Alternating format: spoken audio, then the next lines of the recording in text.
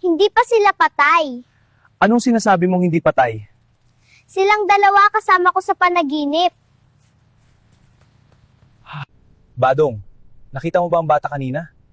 Hanapin mo siya at pag nahanap mo kung saan siya nakatira, sabihin mo sa akin at pupuntahan natin. Masusunod po sir, ako po ang bahala. Sir, hinahanap ko na po ang bata. Andito po ako ngayon sa kanya.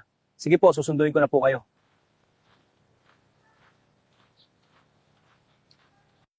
Bata, pwede ba kitang makausap? Sabi mo nakikita mo ang dalawang bata sa panaginip mo.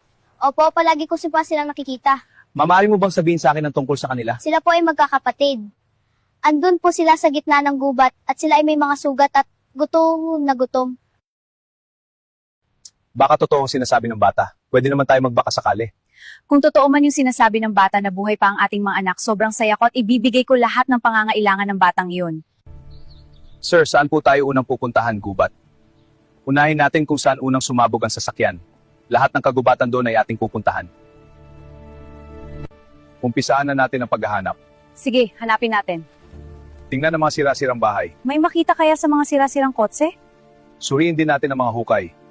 Makita pa kaya nila ang dalawang anak nila o baka isang panaginip lang iyon? Abangan po natin ang mangyayari na susunod na kabanata. Huwag mong kalimutan mag-follow, share. Salamat po.